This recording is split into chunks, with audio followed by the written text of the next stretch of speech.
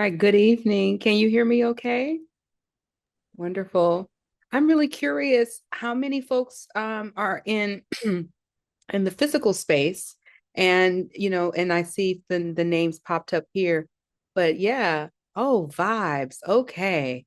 So welcome everybody in the physical space. Thank you so much for being here and everybody in the virtual world. Thank you so much for joining in. I feel really grateful. I'm actually in Selma, Alabama today. I've been working with community between Selma and Montgomery on bringing reparative capital finance to their community. And as you can imagine, the conversations about grief and about healing are really palpable here, right? Because a lot of what is going to take for them to really reclaim and move a conversation forward around community wealth building is going to also require that people are going to have to sit in hard conversations and tell stories and share information about their real lived experiences and their families' lived experiences, and it can be very heavy. And that's a lot of the work that we're really meant to be doing here when we talk about repair. We're really talking about centering those who have been historically harmed. And so, embedded in this conversation is where the intersections of grief, of shame, and blame really come in. And that's what I'm going to spend my time talking about this evening. So, before we get going, I want to just make sure that everybody is really present in their bodies. If you are feeling a little clenched, because we heard the word money and we could be like, uh-oh, here she goes. That I would just invite you to just sort of ground yourself by putting both feet on the floor, or getting yourself into whatever sort of position, if that means untensing your shoulders, relaxing your jaw a little bit, taking a breath in and out. This is not a conversation that's about debating your lived experiences or your lived experiences. This is not about performance. And you're really not required to share anything that you don't want to share. But this is a space for us to listen. And most importantly, to listen to ourselves and to one another and to really get to the heart of the matter. So this is a heart conversation. Even though we say the word money, we say grief, this is about the heart. And so I really loved the initial prompt, and I'm going to give you one other prompt to sit with. If you want, if you're online, you can drop your answers into the chat. And if you're in person, if you want to turn to your neighbor and share your response, you can. Or if you keep it to yourself, you can do that. But just give a couple of minutes. And my question for you is, as we arrive, what has been lost? What's been lost because of the way that money and finance has operated? And I want you to think beyond numbers. I want you to consider the people, time, trust, culture, land, health, dignity, futures. What has been lost? As you're taking a moment to arrive, remember you can drop your answers into the chat box, or you can certainly turn to your neighbor and share a word or so, or hold it inside. But this is what we're meditating on this evening, is what's been lost.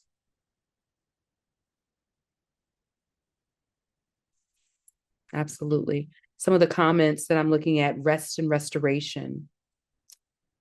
Options have been lost. Imagination has been lost. Absolutely. Confidence, the capacity for care.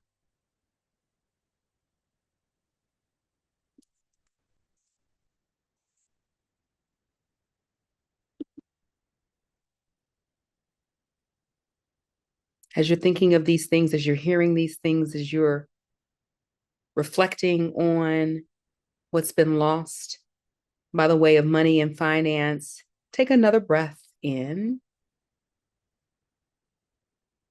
because that's where the grief really is. It is the loss of those opportunities. It's the fact that we haven't had an opportunity to name these things. It's not about you personally, but we're all in collective grief right now. So our invitation is to be here with one another. And as I said before, to get to the heart of the matter. So I want to share a little bit about why talking about grief and shame and blame are really important and really intersect, I think, with the money conversation. You know, we have a fast paced, I think I would say, very westernized culture that's largely forgotten about grief as a practice, as a ritual, as a principle of community. We really rush past it. We actually privatize grief, right? We treat it as something to manage rather than something that we're intended to be in relationship to and learn how to move through. But I believe that transformative finance, transformative work requires truth telling. And truth telling opens the door to grief. I think many people fear grief because of the shame, because of the blame of these things that once that grief arrives, it demands a change. And I think people are scared sometimes of just change. But I think when the grief comes, it asks us to stop pretending. It asks us to really get present and proximate to what has been lost. And if that grief does come in, we should let it come in. Because I think in that way, it becomes a pathway towards a deeper healing. And I know so many of us right now need a deeper healing when we think about our relationship to money and the world's relationship to resource. As an investor at Runway, I've come to understand that money is never really just about money. Money carries memory, and our relationship to it is backed up by a lot of memory, a lot of stories that we have told ourselves and stories that have been put upon us. It carries an imprint of everything that we've ever seen, everything we've ever survived, what we've inherited, and really what we have internalized. And really behind every time somebody is pitching for resources or they're going to a board to present, maybe you're raising money as a founder, or maybe you've got a nonprofit or whatever you're doing where you're moving resources, there is a deeply intimate money story that is shaping how that person shows up. And these are based inside of the lessons that you got at your kitchen table. These are the lessons that you might have seen in moments of scarcity, when bills were piling up, when your own moments of fear came out, where these strategies or these moments around money have felt deeply conditional.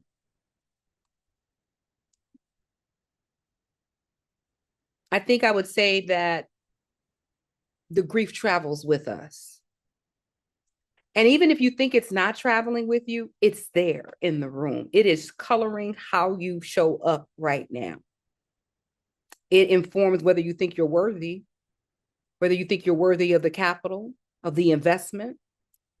It's deciding whether you move boldly or if you move timidly, whether you negotiate or you shrink and you hide, or whether you have learned that because I don't have money, I have to overextend myself. I have to be twice as this. I have to work harder. All of that is shaped in the context of money. Grief, shame, blame are often these unspoken undercurrents inside of our money story. And we have a lot of grief for what's been lost, what was never offered, what was denied to us, shame for not having enough, for not knowing enough, for not being enough, and blame sometimes on the institutions Sometimes we turn that blame that should be for the institution, we take that on ourselves. And we start to think, oh, it must be me that isn't good enough, when we know that there's a systemic problem happening. So we carry that with us as well. These emotions are rarely named, but it is shaping how you move in the world, and particularly for people of color, particularly the communities that have been historically marginalized and excluded. These feelings are not abstract. You did not dream them up. This is a very real feeling, because this is about a structural and generational relationship to money. So you're inheriting other stories and other realities in this, particularly if you've ever had to do more with less. And I know a lot of immigrant, a lot of first generation, a lot of people of color, a lot of folks who've had to do more with less. When your community has been systematically undercapitalized, it's easy to internalize the belief that less is what you should be expecting. And scarcity becomes normalized, and overperformance is a survival strategy, right? So we work harder, we push further, we take on more responsibility, and we tell ourselves that if we're exceptional enough, prepared enough, polished enough, that we'll finally be worthy enough. And all of this has a cost on our mental health, on our relational health, on the viability of our strategies, on what it is that we're meant to bring home to our communities, all of that. And so grief is shaping us, and it is shaping our urgency. Blame is shaping us. It's hardening even our hearts. It's narrowing our vision. And so I want to consider in this conversation how we transform that, how we alchemize that. We won't get to everything today, but this is a start, at least to make ourselves more aware and more present to this piece moving in our lives in the backdrop of things. Everybody with me so far? Amen. All right. So it is not by accident that you are all gathered together as a collective, as a group, because I really think that grief and this kind of work is a collective practice. And the reason I say it's a collective practice is because this is the first way that we transform this, of making this not be about personal failure. I want to say that again. Grieving is a collective practice, because it takes away that shame, and it makes this not your personal failure. So it's not by accident that we are sitting in community today having this conversation. There's a really beautiful book by Patrice Sommet. I might be messing up the last name pronunciation. It's called Ritual, Power, Healing, and Community. And it teaches that grief is really essential in community life, and actually that grieving together is a source of power. Yes, I love that book too. It is a source of power, right? And he writes, people who do not know how to weep together are people who cannot laugh together. And people who know not the power of shedding the tears together are like a time bomb, dangerous to themselves and the world around them. So in the absence of coming together with intention, we face the threat of unhealed wounds and piled up traumas, and the inability to heal ourselves and our communities. I think about this. People who don't know how to weep together are people who don't know how to laugh together, right? So being in community and doing the ritual of grieving sheds the shame. It takes away the shame and the blame and stops making it a personal failure, and says communally, we hold this same grief. And in doing so, when we practice coming together in this grief, we really understand our power, and we understand how to care for one another. We understand how to find the joy with each other as well. Grief, when practiced together, is not weakness, it's regulation. its power. In fact, I want to talk about the collective grief. When you grieve together as a collective, some important things that happen. Emotions move without judgment. Tears, laughter, even silence and memory can start to coexist together. And importantly, belonging is restored. So the practice of grieving in community is necessary. And that's one of the things that we've really lost in this fast pacedness of money moving, where the transaction is more than the transformation. What we've lost is this high touch relational piece that says, I see you, I understand you, and what's happening with you is not different than what's happening with me. Research shows that people who grieve together and who grieve with others heal more effectively than those who grieve alone. And collective grief stabilizes us, it grounds us, and it makes loss survivable.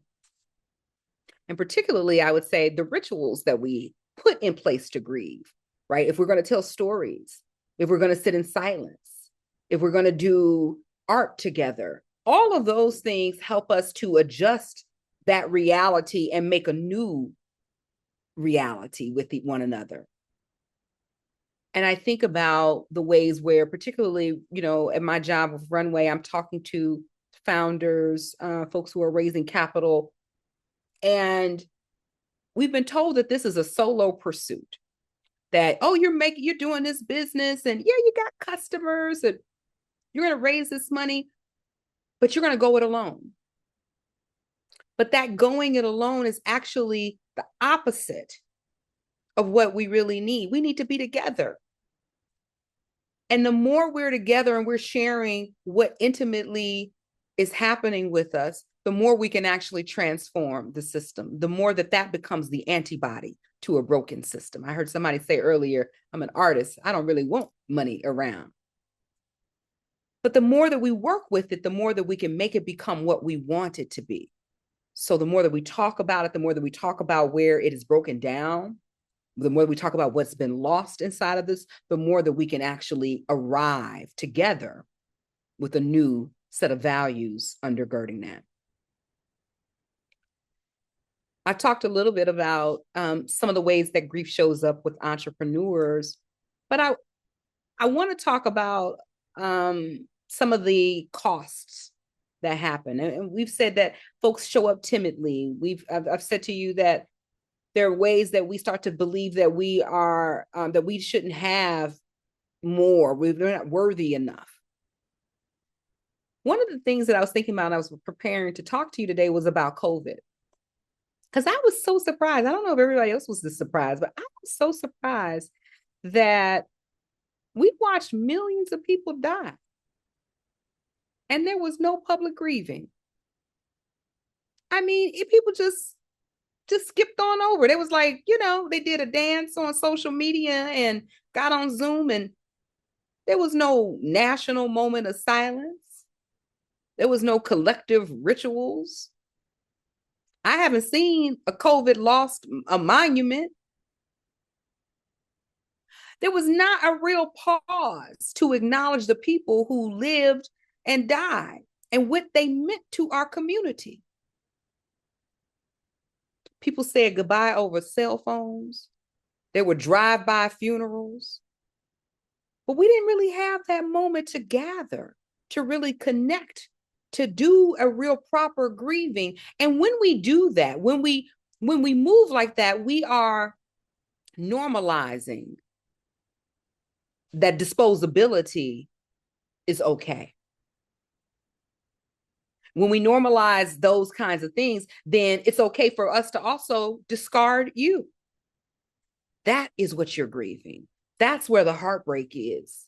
Nobody wants to be cast aside and unloved and unremembered. And so it is important for us to start the rituals again of grieving, to slow things down. When money wants to move very fast and be transactional, the antibody is slowness and right relationship.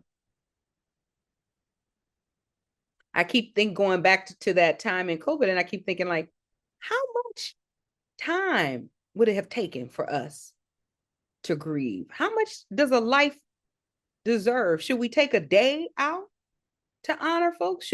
What about an hour, maybe even a minute? If we had mourned people for 1 minute per life lost, we would be grieving for a whole year. And honestly, I needed a year. I needed to cry for a year. I need to remember. Because only when we do the remembrance work, when we do the grieving work, do we understand what really matters. I'll tell you really quickly about that time when the pandemic started. We were really unsure at Runway of how this work of right relationship that we talk about and the intersections of investment would even show up. Because these are nice things to say, but when rubber meets the road, how do these values that I'm telling you about show up in practice?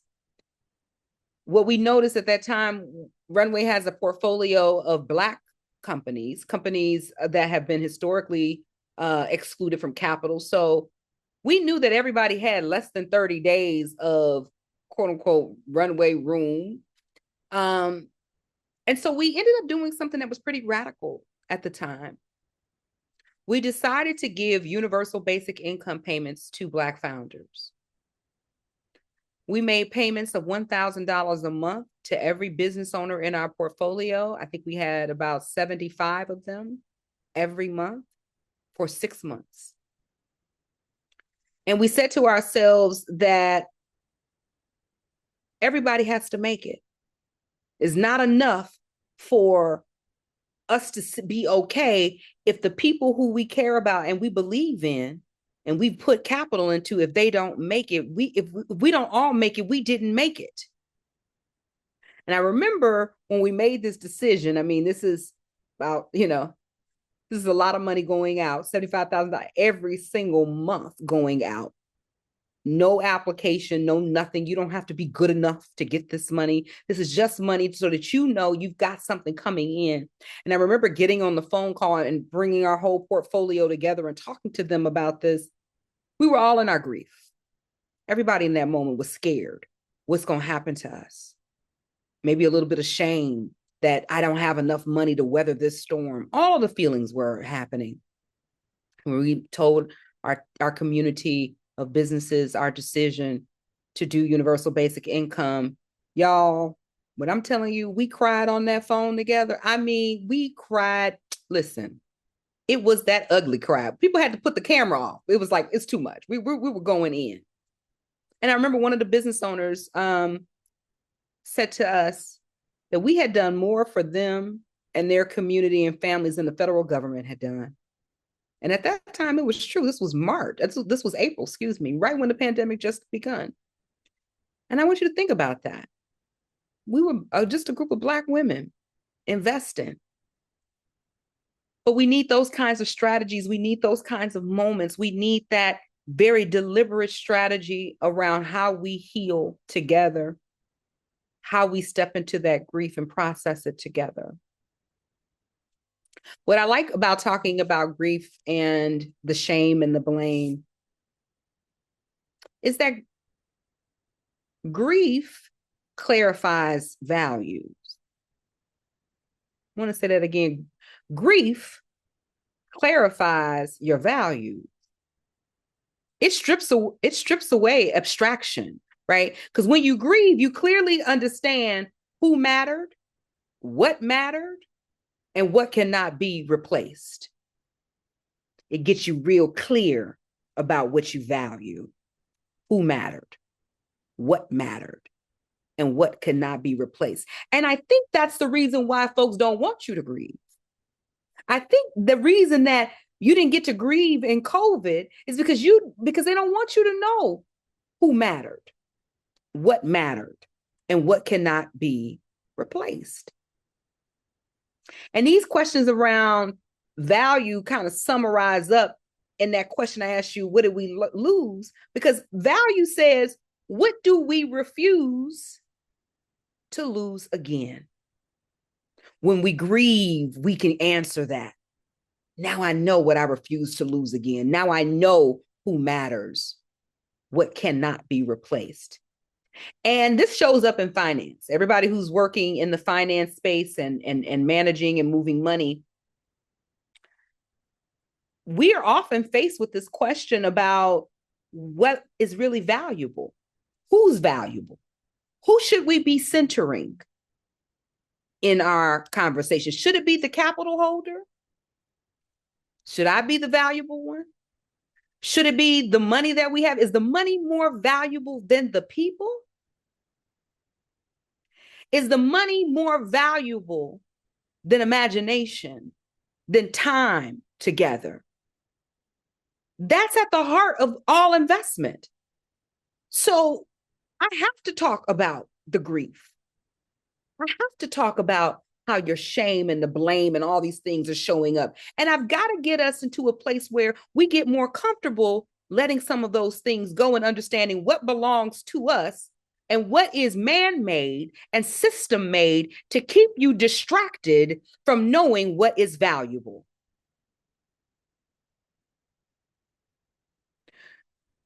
Grief, shame, and blame run alongside this conversation in finance about risk. Y'all heard about people say, what is too risky to invest in? There's these questions about what is actually really investable? What's likely to fail? We're constantly talking about risk, but we very rarely say to each other, what's too valuable to let fail? When I look at our communities, when I look at all the people on the call and in the room, I'm clear what's valuable because I do the work of grieving. I do the work of sitting in community and listening. I do the work here in Montgomery and Selma. I hear the heartbreak. I hear still the pain of coming together with one another. And I say to folks, this is too valuable. We've got to do the work here. We've got to put money on the ground here. When we don't, we abandon people. And that same extractive nature, that disposable nature that's embedded in the way that we move finance, embedded in the way that we move our money, the part that mashes us up and throws us to the side, that's what we're combating every time we cry together. I know y'all like, Lord, she want me to fall out and cry together. Yes, I do. I want you to see each other as human beings who are valuable and important. I want you to see the artistry and the work as too important to let fail. And don't let anybody throw you off that point. Don't let anybody tell you that there's more meaning in the money, or the moment that the money comes into the conversation, you throw aside all the things around relationship and you start getting into how are we going to make this money return and who's the best to do X, Y, and Z.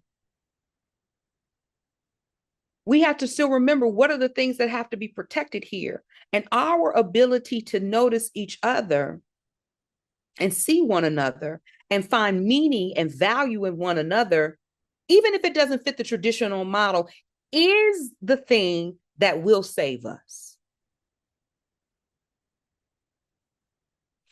This idea that risk and finance is some kind of way neutral. When people say, well, you know, we're just looking at this and deciding, you know, who should have this resource based on X, Y, and Z criteria, the 5 C's of investing and all of these things.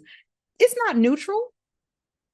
It's meant to displace you, discard you, extract from you. And every time you don't speak to one another about it, the system is winning because you've internalized it so much. You put your head down in shame. You forgot to speak up. You forgot to advocate for yourself. You forgot that your presence in this world is valuable enough. You don't have to produce more. or be more or do more.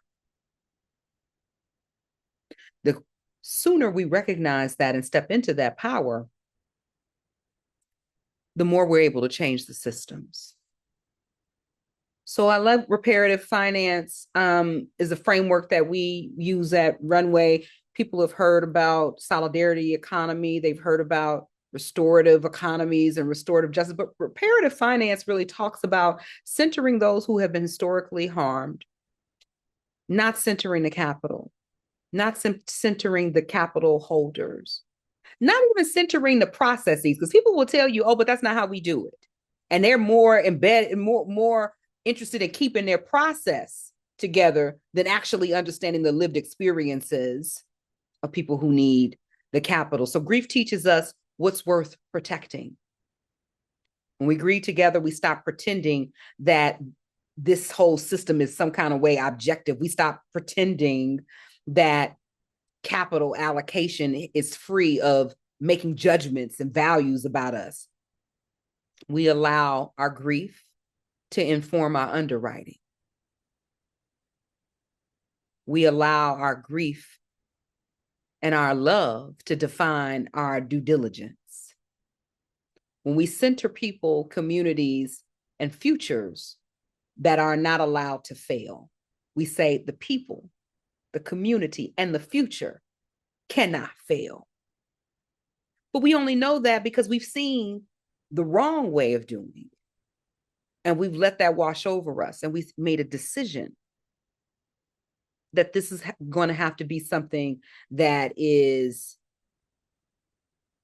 emerging from our hearts, not just on a balance sheet, not just because of the way that you learned it in business school. I tend to think of these things as grief and love running together, right? Because there's a way where I feel like grieving is evidence of love. Like that grieving is almost a price that we pay for the love. Like when I opened my book, I wrote a book for folks who don't know. It's called Believe in You Money. What would it look like if the economy loved Black people? And I think the book is 2 or 3 years out now. And I start the book off with telling a story about my mother and how my mother wanted to grow her business and how she was looking for capital and all of these things, but she wasn't in the favored demographic of folks that would have gotten money. It was that grief that allowed me to understand what kind of money entrepreneurs really needed. It allowed for me to create Believe in You Money. My grief moved me to an action of radical love. And I think that's what's available to all of us, to not shy away from these feelings and this heartbreak, but to use it to alchemize it, to work with it, to get us to the other side, to say, these people, this community, these ideas matter so much that there's a deep love that comes on the other side of this.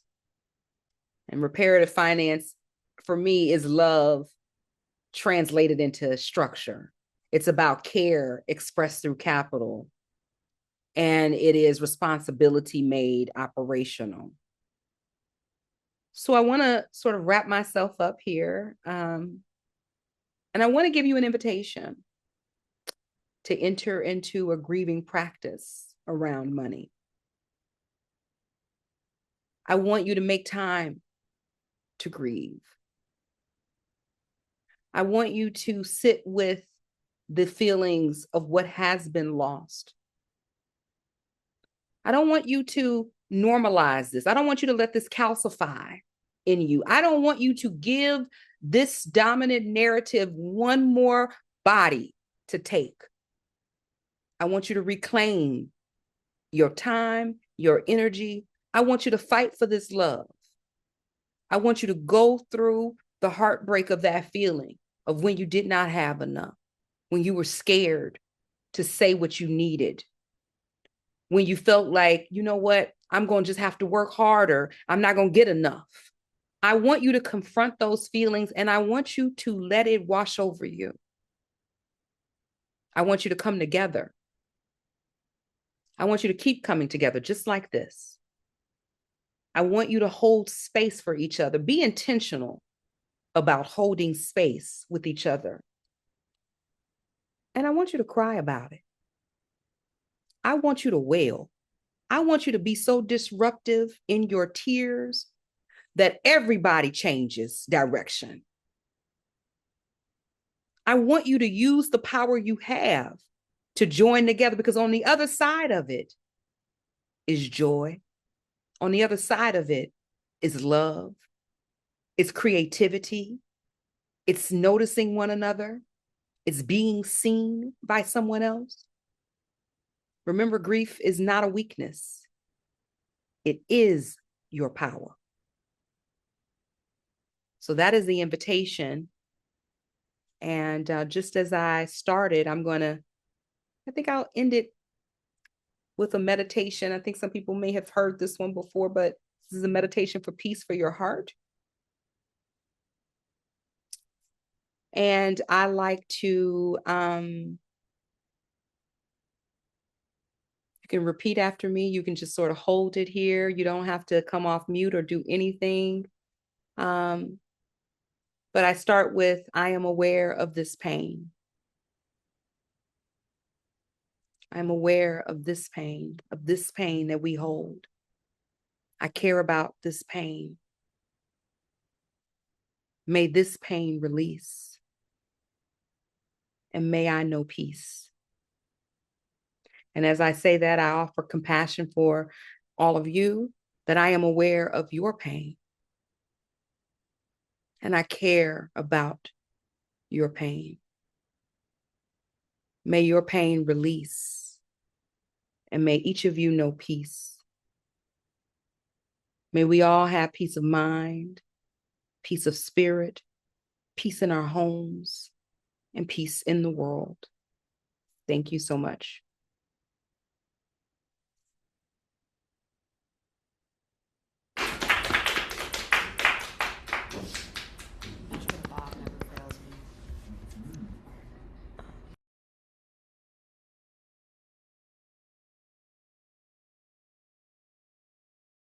Thank you so much, Jessica. We appreciate you so much. And now is the opportunity for some Q&A. So I'm wondering if we have any questions. For sure, if you want to come up here just so folks can hear you. And if you just want to say your name. Where's the camera? Oh, right here. The camera's right here. And then for folks who are online, feel free to start dropping questions in the chat as well. I just want to say first, thank you, Jessica, for sharing your story. It was very wonderful, especially the one about your mom and the book you wrote and starting it off with her journey. I actually spoke like very close to like my journey a bit on like access to capital and how it's kindly, I mean, our demographic, for some reason, one way or another, are excluded from having access to capital. So you touching on that really hit home for me.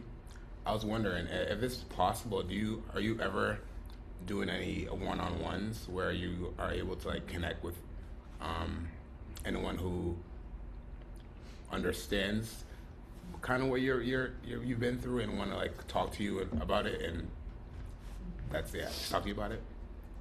Yeah, absolutely. I do. We're refreshing what those hours are. A lot for the portfolio of companies that I work with. I also am a shaman, so people come down to Jamaica and spend time with me. And for folks who are looking to do deeper work, Oh, we that's I just no, that's so right. awesome. You're from Jamaica. You're in Jamaica now. I live in Jamaica a majority of Oh, the time. Yeah, I do. And so that's it's so a really crazy. beautiful place to do some healing work. Um, and to sort of get involved with nature. I think all the modalities that are available to us are really at our disposal to do some of this deep healing work. Some of us are able to sort of sit in conversation and community. And some people want to go a little bit deeper. And I'm always open to support that for sure. You're Yeah. awesome. Thank you. Yeah. I'm actually from Jamaica, and I was just in Hey. Jamaica, so shout out to you. Enjoy yourself. Yeah. Yeah. I'm in Kingston. You have to look me up. I got you. Love that.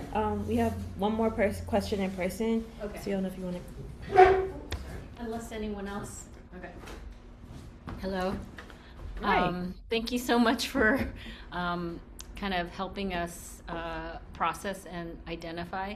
I was just curious, a couple things that I was trying to process about how you described love being kind of part of grief, and so I'm trying to process that because sometimes I feel like I don't know what love has been like. Like it's not something that I have always clear examples, but I can tell you all the things that I've lost, and so I guess I just want to understand if you could maybe speak to your thoughts on that.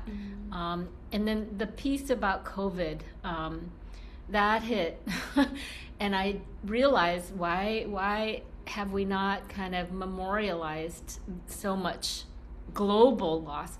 And I am not cynical, but I can kind of see the reality. It's just assault after assault after assault, and the frame of our capitalistic world seems to be that of assault. It's just coming at. So I don't know. I guess I just, thank you for mentioning COVID and helping me actually surface that. But if you have any kind of thoughts on how do we stop the assault of like a cycle of constant grief? Yeah. I Thank you. think absolutely. Thank you for the questions. When I think about the grieving, and COVID is a great example of, I felt huge waves of heartbreak during that time. And we just kept skipping over it and skipping over it. And I kept thinking, oh, eventually we're going to come back to this. Eventually we're going to memorialize or have a moment of silence or say something about this. And it just never came. And I remember mentioning this to some folks about like, are we a little shocked that this isn't happening? But we had all been so conditioned at this point to skip over people's pain. And it teaches me in that grief that that's something I never want to do again. That now I know what I love. I know I love people so much that I want to remember them. I want to take time to acknowledge that they mattered. And so through line for me between grief and love is, what if I know what I've lost and it hurts me, I know I loved it. And so that's the connective tissue that we have. Even if we think we don't know a lot about love, or I don't know, people haven't really loved me as much. If I mourned, if I grieved, even if I didn't know you, I didn't know everybody who lost their lives, but my heart broke at people having to speak to one another on a cell phone in the hospital or couldn't get there to their families. I didn't know all of these people, but my heart broke. And that told me, oh, I don't ever want to see that happen again. That means that we need to slow down. We need to prioritize the investments in taking care of one another. We need to make sure that people can get to each other if they need to get to each other, that they have the resources, that they have the proper medications. We need to be clear that this is unacceptable levels of loss. If we don't say that that's unacceptable, then it makes it real easy to snatch up bodies off the street right now. It makes it real easy to dispose of people because it's a testing ground. Each and every time somebody does this, it's to see how comfortable you are with it. How much more can you take? If we don't start crying now, we'll never figure out when is the right time to cry. And every single moment, every single solitary moment is the right time to fight back. Fight back with your whole heart for what you love, what you believe in. If your block is being, demolished, or the places that you cared about, then it matters to you. Then grieve for it. And now you know that's what you got to push for. You can never let that happen again. So it's instructive in a lot of ways to sit with that intimacy of those moments and those feelings, and then to let them wash over us, and then to learn from them and to share them in community. Yeah. We have one more question in person, and then we'll pass it to the virtual space. This might be a stupid question, but I just wanted to say I love your bob, first of all. And Thank second you. of all, are you, this might be a stupid, I don't know. I just want to, for my own, are you making more money when you're in Jamaica? like you, like, I guess I'm just, Like, what does that look like? I guess like part of my real time like healing financially it has to do with land and like where I'm at and where my family has been at and like why the fuck did y'all leave? and so and and so I just you know I feel wealthier. that's my question. I feel wealthier. Yes. Okay. Yes. So I think there is a direct correlation between being in Jamaica and having a slower pace of life, being able to sit outside and enjoy nature, to go to the beach, to, get fresh fruits and vegetables and not be worried about all of the contaminants and all of the things or whatever. I feel really wealthy in that regard, that I'm able, You that I'm find able. that like your financial values are better reflected in Absolutely. Well, you know Jamaica? what? I love being in Jamaica because I love Black folks. And I like to talk about Right. Black liberation and building my. So I like to be with people where I don't have to convince you that my life matters. Right. Just at the baseline of that. If I'm Right. starting off the conversation here that Black Lives Matter, I don't want to keep going back and forth with that. I feel Yeah. abundant and wealthy when I start from a place that I deserve to be here and I should be loved as I am. That starting place changes the game. I love being able to be on phone calls talking to investors. And if they say something really stupid, I put my swimsuit on underneath my clothes. And I'm like, okay. And then I hang up and I go and I relax because I know I've already won. I'm only doing this for everybody else now. I'm already great. So, yeah, I feel real blessed. I love the opportunity to show my investment community, the founders that work with me, other Black women who might be watching me, or anybody who's watching me, that I don't have to go on vacation to live my vacation. I live my vacation life every day. I take 3 weeks and come to the US to work. I don't take 3 weeks to vacation at this point. But those are decisions that I have made to get into right relationship with the resources that I have. And so I was like, I'm going to stop rolling a boulder up a hill here. There's a whole big old world out here that can love me as I am. And you can find that love today, right now, if you so choose to. And so I chose it. So I feel abundant. Yes. And I like the question. Thank you for noticing my bob. Bob.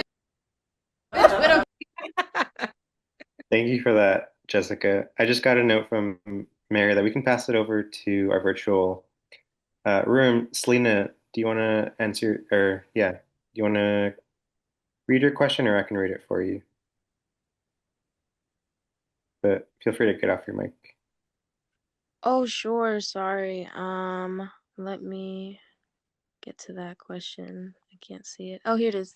Um, so my question was, how do you balance the change you want to see in the financial system and trying to build wealth for, I guess for runway and your community in a broken system, like you say? How do I balance that out? I, you Mhm. know, one of the things that we started with at Runway was a set of guiding principles about how we would move with our work, and it's called the Funders Manifesto. And it's been adopted in different iterations all over the place at this point. But it was for us a way of stepping into our power and noticing that we have power and agency in how we're talking to people. We don't have to just accept what you give, we can say no. And what does that look like for us to do so? But also, what does it look like to tell people that we matter in this equation and we can't be mashed up just because, I think a lot of times, well, let me back up. I grew up at a time where in my professional career where it was perfectly acceptable to sort of treat our lives and our work as cleaning money. It's a nasty way of saying it, but your money is yucky. We'll take it in and we will move it to community in the right way. The problem is that if you give me yucky, then I'm consuming yuck. And then if I'm consuming yuck, then I'm giving yuck. There's no way to do that quite with real integrity. So we decided to stop that myth and say, no, we're going to start off with, you're going to move the money in right relationship and respectfully, and then we're going to move it in right relationship and respectfully.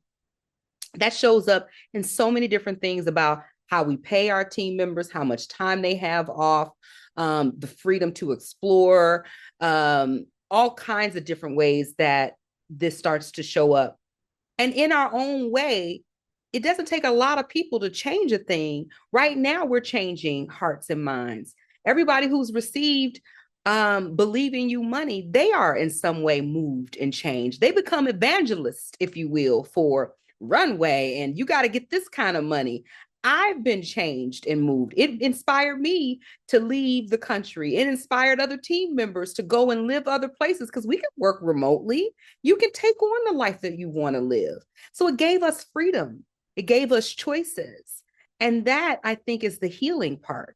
And so for everybody who gets a chance to meet me or meet Melody or other folks who work at Runway, or if you've met some of the Runway entrepreneurs or partners that have worked with us, you feel it. You feel it. You feel the difference. And that difference, I think, starts to change what's possible in the system. Now there's no longer, oh, that could never happen. Now you can say, oh, they're doing it. We want to do that. And that's what I hope for, that by the time my life force expires, that this isn't just a nice to have, but it is what everybody has. They have reparative capital. They have practices to grieve together. They understand that through the grieving that they understand what matters, and they understand how to measure what is risky or not risky and what is the most valuable things and precious things in their lives.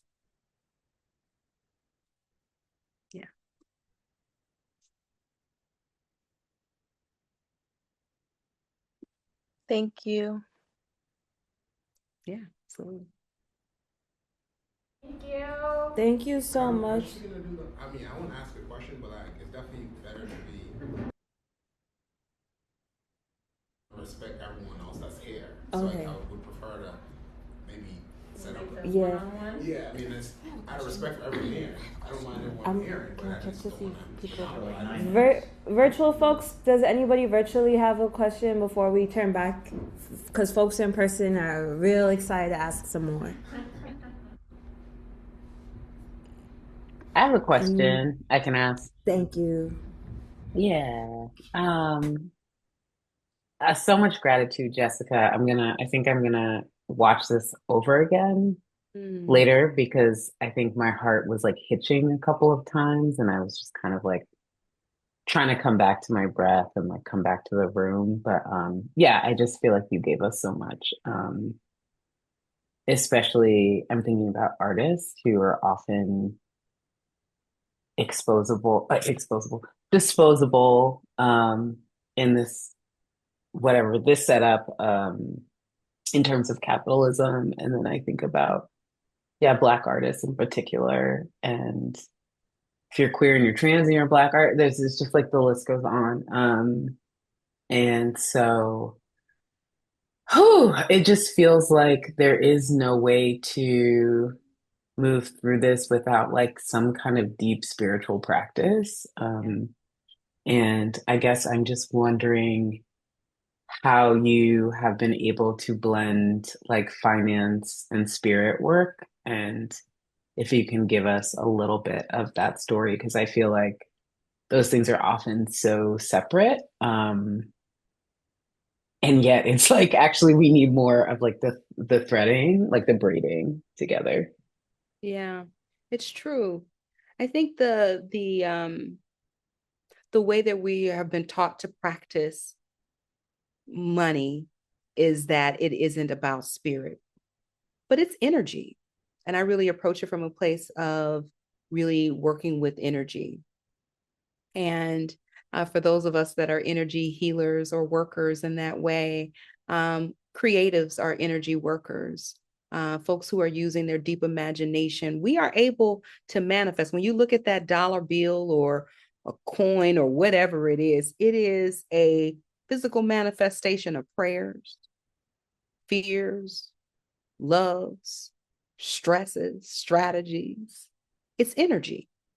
And so I have learned to work with and detach more from the way that dominant man, if you will, sees money. And I think of it more as the magic. Think of it more as working with energy and working with power in that way. That's not something you get to talk about when you at the financial, at the deal table, at the cap table. Like, I am doing it, but people are doing it. They're not saying it, but people are saying, "Oh, my intuition, my gut tells me."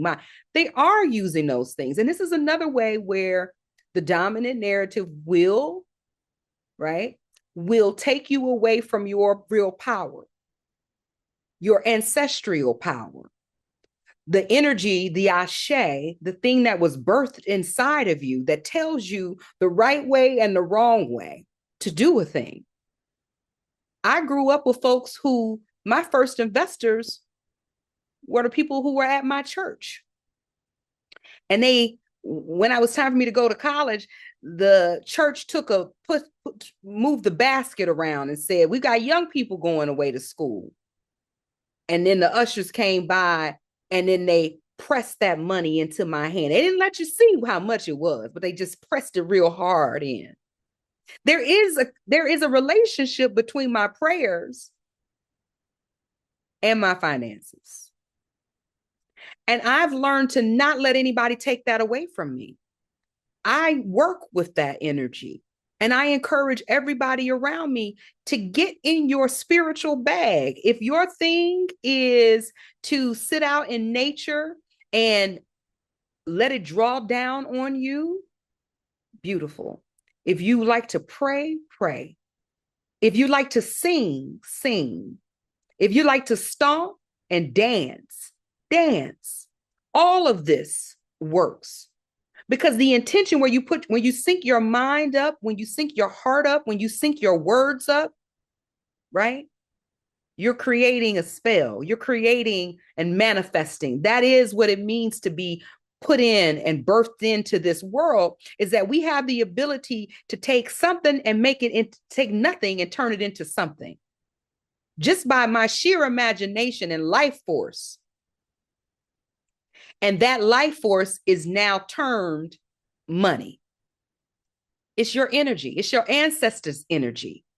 I'm very clear that America doesn't work if it wasn't for Black labor and that made wealth that Black folks couldn't get to. So I know that the wealth was because of the work. And I know if that energy can come back to me, I can call it back in.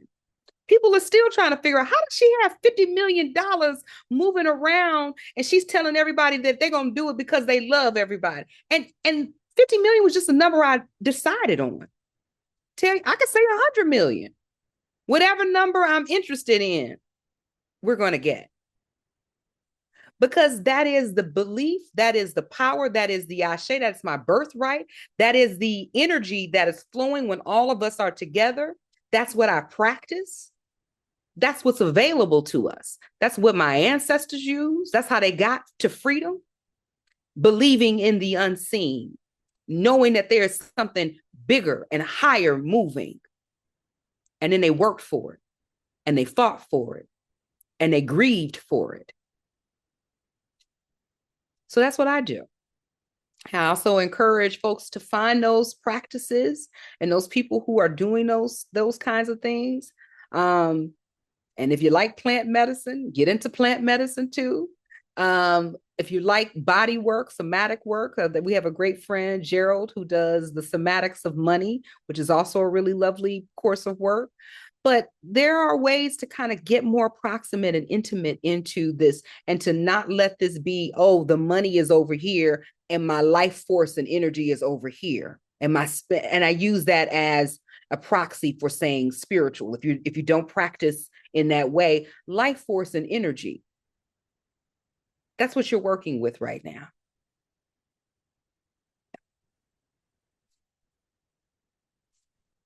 Yeah. Thank you so much. Oh my gosh. Yeah, absolutely.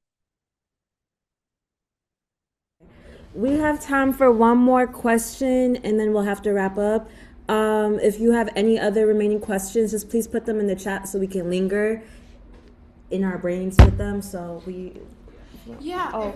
If we want to like get in contact with her, or like, how do we do that? Jessica, if people wanted to get into contact with you, I'm going to say the best way to do it is, so Melody is I'm here. dropping it in the chat now. Okay. So Melody is our community experience team lead at Runway. And when there are events or opportunities for me to come and speak, even if it's intimate or so, she's really the person who is helping me to manage the scheduling on those things and the offerings and opportunities available. So she's the best person to sort of work through those questions with. And if we can make it work, we're going to make it work.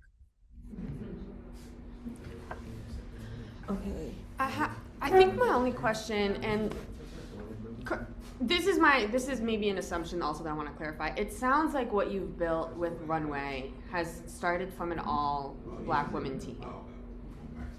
Yes. Do you feel like that was the only way you could do this work? I trust Black women. I trust Black women. Right. Yeah. So I am a Black woman. I trust Black women. I understand the intersectionality that Black women bring to the table. I understand their fierceness and protection of community, of all communities. And I trust them implicitly. I don't know if it was the only way. I know it is the way. And it's a birthright of mine to be in this body at this moment in time with delivering this particular message.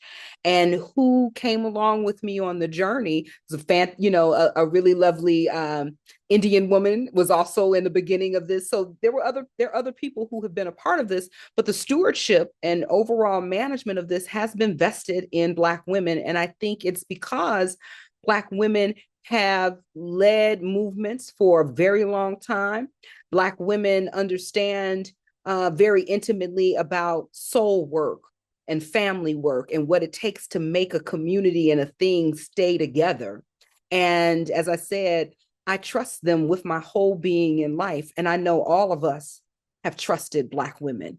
And so, yeah, I don't know if it could have been done a different way, but I thank God it was done this way.